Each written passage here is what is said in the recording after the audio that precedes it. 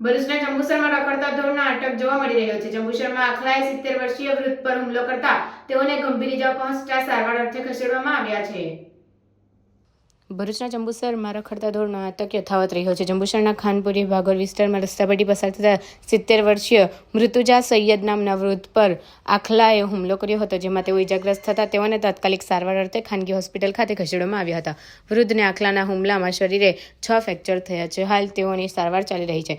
નગર સેવા સદન દ્વારા રખડતા ઢોર પકડવાની ઝુંબેશ શરૂ દાવા કરવામાં આવે છે. આમ છતાં રખડતા ઢોરનો આતંક યથાવત રહ્યો છે, ત્યારે નગર સેવા સદન દ્વારા ઢોર પકડવા નક્કર કાર્યવાહી કરવામાં આવે તેવી લોકો માંગ કરી રહ્યા છે. ફરીદ મુર્તુજા સૈયદ ઉર્ફે બાદશાહ. શું ઘટના બની છે? ઘટના એ બનેલી છે કે મારા પપ્પા રોડ પર જતા હતા, આખલાએ ઉચકીને એમને ફેંકી દીધા. 6 પસલી ક્રેક છે. હું એવી વિનંતી મારું નગરપાલિકાને બી કે ભાઈ આ વારેવાર આ બનાવ બનશે. આ તો મારા પપ્પા હતા, એમને કશું જાનહાનિ થયું હોત કે બીજું કોઈ નુકસાન થયું તેની જિમ્મેદારી કોણ? ને વારંવાર આ બનાવ બનેલા છે.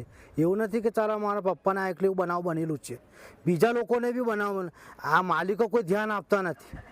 આ વિસ્તારમાં એવું છે કે જો ઢોરને કંઈ નુકસાન થાય કોઈથી અકસ્માતથી કે ગમે તે, તો આખું ગામ ભેગું થઈ જાય ને માલિકો બની જાય. હું પોતે રબારીવાળમાં ગયો, પોતે રબારીઓને એવું કીધું કે ભાઈ આ માલિક કોણ છે, તો કોઈ માલિક બતાવતું નહોતું. બરાબર. હવે અમે કંઈ કરવા જઈશું, એને ચાલીશું તો બધા માલિક થશે. હવે તદનંતર કે ભાઈ આવતીકાલે કોઈ બીજાને થશે એની જિમ્મેદારી કોણ?